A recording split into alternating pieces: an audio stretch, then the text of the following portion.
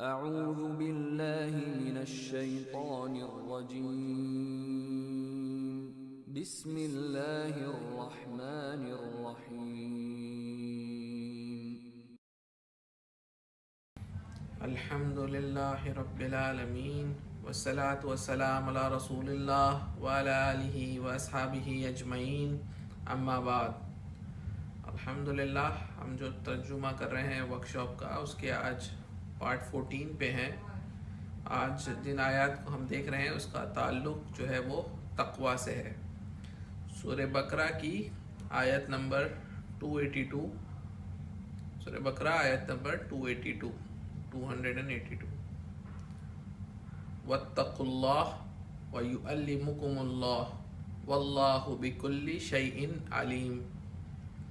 اور اللہ تعالیٰ سے ڈرو اور اللہ تمہیں تعلیم دے رہا ہے، اللہ خوب جاننے والا ہے۔ تو اس آیت میں جو ورڈ آیا تقوی، اللہ کا ڈر، اور اس کے آگے آیا کہ تم تقوی اختیار کرو، تم اللہ سے ڈرو اور اللہ تعالیٰ تم کو علم عطا کرے گا، یعنی اللہ تعالیٰ تم کو علم دے گا، تعلیم دے گا۔ تو اسلام میں تقوی کے معنی کیا ہے؟ اسلام میں تقوی کے معنی یہ ہے کہ آپ اپنی پوری طاقت، پوری قوت سے کوشش یہ کریں کہ آپ ہر چیز میں اللہ رب العالمین کی فرما برداری کریں، اور آپ ہر چیز میں اللہ رب العالمین کی نافرمانی سے بچیں، اور آپ کا ہر عمل جو ہے وہ اچھی نیت سے ہو، اللہ کے لیے ہو، اللہ کی رضا کے لیے ہو، اور نبی صلی اللہ علیہ وسلم کے طریقے کے مطابق ہو، سنت طریقے کے مطابق ہو۔ تو اسے کہتے ہیں تقوی، کہ آپ ہر چیز میں جتنا ہو سکے اپنی کوشش کریں کہ آپ اللہ کی جو حدیں بنائی ہوئی ہیں ان کے اندر رہیں، تاکہ آپ اچھے کام کرتے رہیں اور برے کاموں سے بچتے رہیں، اور اللہ کے لیے کام کریں اور نبی اسلام کی سنت کے مطابق کام کریں۔ تو اللہ نے اس آیت میں کہا اگر تم تقوی اختیار کرو گے اللہ تمہیں سکھائے گا، تو تمہارا جو بھی مسئلہ ہے، جن کا مسئلہ ہے، جادو کا مسئلہ ہے، نظر بد کا مسئلہ ہے، مال کی پریشانی ہے، جو بھی پریشانی ہے، جب تم تقوی اختیار کرو گے تو اللہ رب العالمین کی طرف سے آپ کی رہنمائی ہوگی، آپ کو علم سمجھ میں آئے گا کہ آپ کو اس سے کیسے باہر آنا ہے انشاءاللہ۔ اگلی آیت جو ہے وہ سورہ الطلاق کی آیت نمبر 65 ہے۔ سورہ الطلاق کی آیت نمبر 65 ہے، وَمَن يَتَّقِ اللَّهَ يَجْعَل لَّهُ مَخْرَجًا۔ جو اللہ سے ڈرتا ہے اللہ اس کے لیے کوئی نکلنے کا راستہ بنا دیتا ہے، یعنی ہر مشکل سے، یعنی جو شخص اللہ سے ڈرے گا، جو اللہ کا تقوی اختیار کرے گا اپنی زندگی میں، اپنے برے عادتوں سے، برے اعمال کو چھوڑے گا، نیکی کے کاموں کو بڑھائے گا، تو جو اللہ کے قریب آئے گا تو اللہ رب العالمین اس کے لیے ہر مشکل سے نکلنے کا راستہ بنا دے گا۔ یعنی جو بھی آپ کا مسئلہ ہو، آپ کو اگر جن کا مسئلہ ہے تو اللہ رب العالمین آپ کے لیے راستہ نکالے گا، آپ کو اگر جادو کا مسئلہ ہے اللہ رب العالمین آپ کے لیے راستہ نکالے گا، آپ کو اگر نظر کا مسئلہ ہے اللہ رب العالمین آپ کے لیے راستہ نکالے گا، اگر آپ کو روزی کا مسئلہ ہے، رزق کا، کھانے کا، پینے کا مسئلہ ہے، اللہ رب العالمین آپ کے لیے راستے کھولے گا، آپ کو کام کی جگہ میں کوئی مسئلہ ہے اللہ رب العالمین آپ کے لیے ہر مسئلے سے اللہ رب العالمین آپ کو ایک مخرج دے گا، ایک ایگزٹ پوائنٹ دے گا، آپ کو نکلنے کا اور اس مسئلے سے باہر آنے کا راستہ دے گا۔ شرط کیا ہے کہ اللہ سے ڈرو، اللہ کا تقوی پیدا کرو۔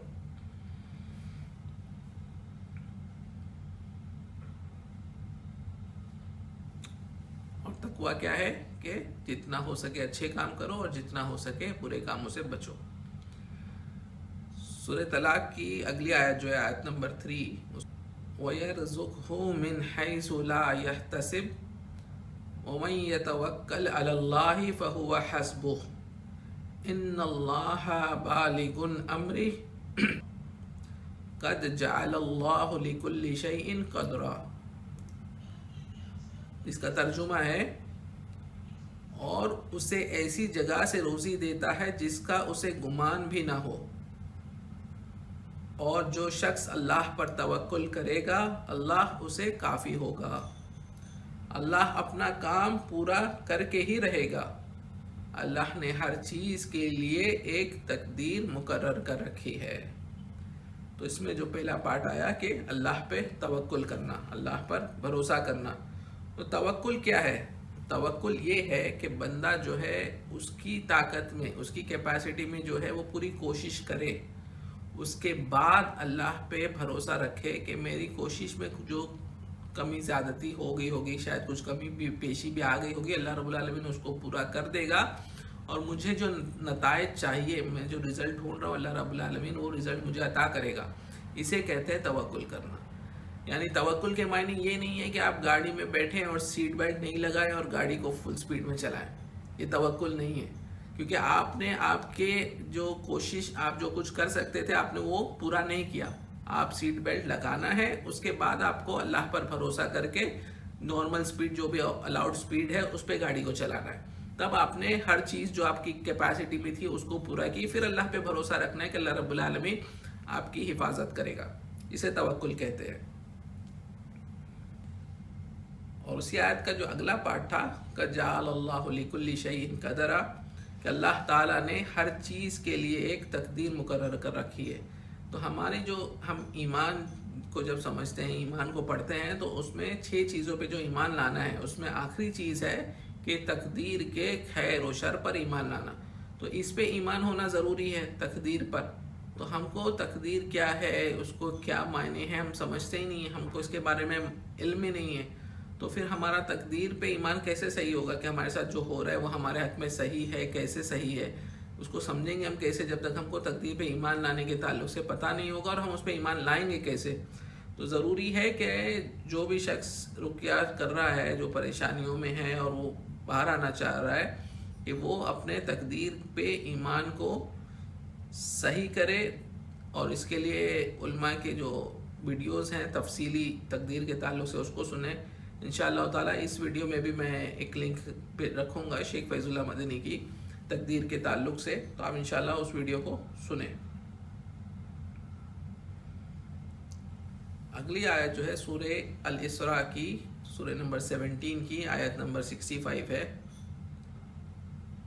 ان عبادی لیس لک علیہم سلطان وکفی بربک وکیلا، یعنی یقیناً میرے بندوں پر تجھے کا یہاں مراد ہے شیطان سے، یقیناً میرے بندوں پر تجھے یعنی شیطان کو کوئی اقتدار حاصل نہ ہوگا، یعنی تیرے کو ان کے اوپر قابو، ان کے اوپر اقتدار حاصل نہ ہوگا، تیرا رب کارسازی کرنے والا کافی ہے۔ تو اللہ رب العالمین جو ہے وہ اپنے بندوں کے لیے کافی ہے، تو شیطان کو کوئی قابو اور کوئی بس نہیں ہے اللہ کے سچے بندوں پر۔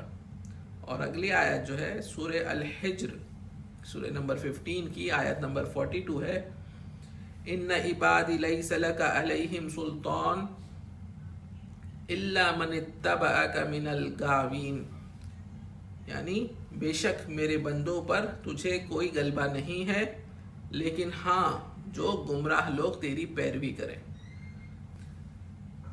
جو حقیقی بندے ہیں ان پر شیطان کا بس نہیں چلے گا، تیرا بس تو ان بہکے ہوئے لوگوں ہی پر چلے گا جو تیری پیروی کر رہے ہیں۔ تو یہ جو 2 آیتیں ہم نے پڑھی جس میں شیطان کا بس چلنا اور شیطان کا قابو چلنے کی بات ہو رہی ہے، تو اس کو کچھ لوگوں نے یہ سمجھا ہے کہ اس کے معنی یہ ہوا کہ جو ایک شیطان ہے یا جن ہے وہ کسی مومن کو، کسی مسلمان کو پزیس نہیں کر سکتا، یعنی جو کہتے ہیں جن کا اثر ہو گیا اس پہ، جن مس کر گیا، عربک میں مس بولتے ہیں، انگلش میں جن پوزیشن بولتے ہیں، اور اردو میں ہم لوگ جن کا اثر بولتے ہیں کہ اس کو جن لاحق ہو گیا، جن اس کے پیچھے پڑ گیا ہے۔ تو کچھ لوگ کہتے ہیں کہ اس میں جب اللہ نے کہا کہ تجھے کوئی سلطان نہیں ہوگا، یعنی تجھے کوئی غلبہ حاصل نہیں ہوگا میرے بندے پہ، تو اس کا معنی یہ ہوا کہ جن پوزیشن نہیں ہو سکتا۔ تو یہ صحیح نہیں ہے، اس کو ہم سمجھیں گے کہ یہ غلط فہمی ہے۔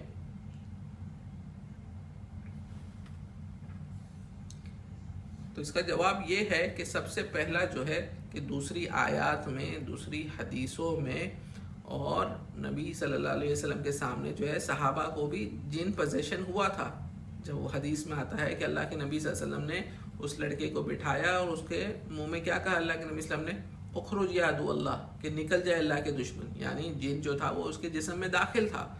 تو ہم کو دوسرے دلائل سے اور علماء کے اجماع سے یہ ملتا ہے کہ جن پوزیشن جو ہے وہ ہوتا ہے.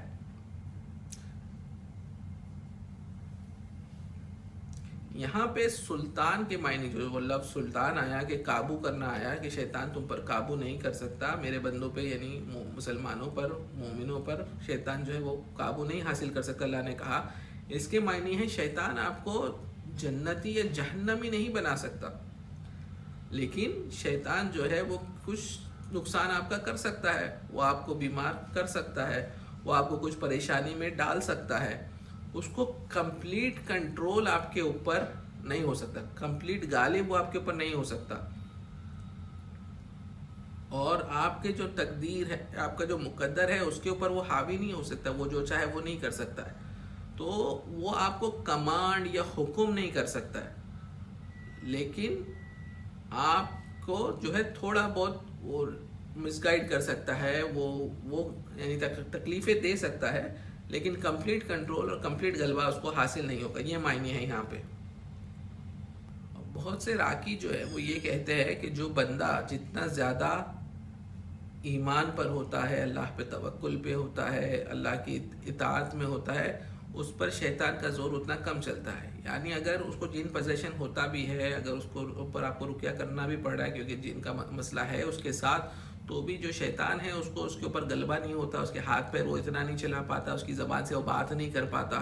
تو یہ جو استنباط انہوں نے کیا ہے کہ جتنا زیادہ اللہ کے قریب ہوتا ہے بندہ اتنا کم شیطان کا کنٹرول ہوتا ہے، یہ ایک صحیح استنباط ہے، یہ بہت مناسب بات ہے.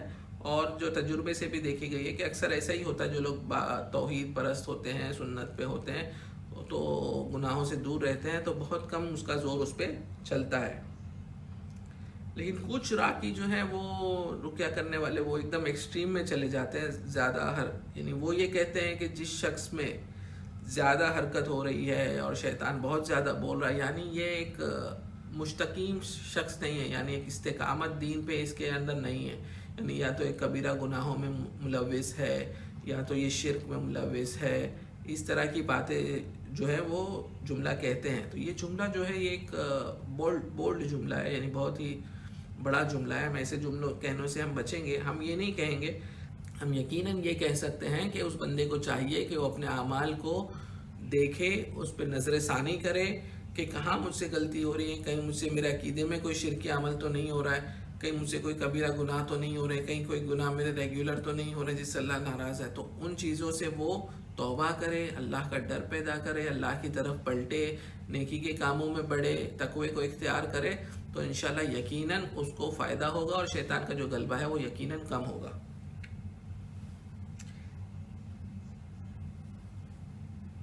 اس لیے آپ دیکھیں گے کہ کبھی بھی اگر کسی بچے پہ اگر جن کا اثر ہو بھی اور آپ اس پہ رقیہ کریں تو اس کے زبان سے کبھی بھی شیطان جو ہے وہ بات نہیں کرے گا، نہ وہ بہت زیادہ اس کے ہاتھ پیروں کو ہلا پائے گا. تو شیاطین کا جو ہے وہ بچوں پہ غلبہ نہیں ہوتا. کیوں؟ کیونکہ بچوں کے گناہ نہیں ہوتے، بچے جو ہیں وہ گناہوں سے پاک ہوتے ہیں، اس لیے ان کا غلبہ ان پہ نہیں ہوتا. تو جو شخص کو جن پوزیشن ہے، جن کا اثر ہے، لیکن اس کے باوجود بھی ہم یہ نہیں کہیں گے کہ شیطان کا اس پہ پورا غلبہ ہے، جیسا کہ آیت میں آیا کہ شیطان کو سلطان نہیں ہو سکتا، ایک مسلمان کے اوپر پورا غلبہ نہیں حاصل ہو سکتا، یعنی پورا کے پورا اس کو کنٹرول نہیں کرتا ہے شیطان. یعنی آپ جب رقیہ بھی کریں گے کبھی وہ اس کے ہاتھوں کو ہلا پائے گا، کبھی نہیں ہلا پائے گا، کبھی وہ اس کی زبان سے بات کر پائے گا، کبھی نہیں بات کر پائے گا. اس کو کمپلیٹ کنٹرول کبھی بھی نہیں ہوتا ہے. تو اس لیے ہم یہ چیز کو سمجھتے ہیں کہ جن پوزیشن ہو سکتا ہے مسلمان کو، لیکن شیطان کو کامل غلبہ، پورا غلبہ نہیں حاصل ہو سکتا. تو کبھی وہ شیطان موجود ہوتا ہے، کبھی ظاہر ہوتا ہے، کبھی ظاہر نہیں ہو پاتا ہے. تو ان چیزوں سے یہ آیت کا جو مفہوم ہے وہ واضح ہے، اور جو یہ کلیئر ہو گیا پوائنٹ کہ جو لوگ یہ کہتے ہیں کہ یہ آیت کی بنا پہ کہ جن پوزیشن ہو ہی نہیں سکتا، تو یہ ایک غلط انڈرسٹینڈنگ ہے.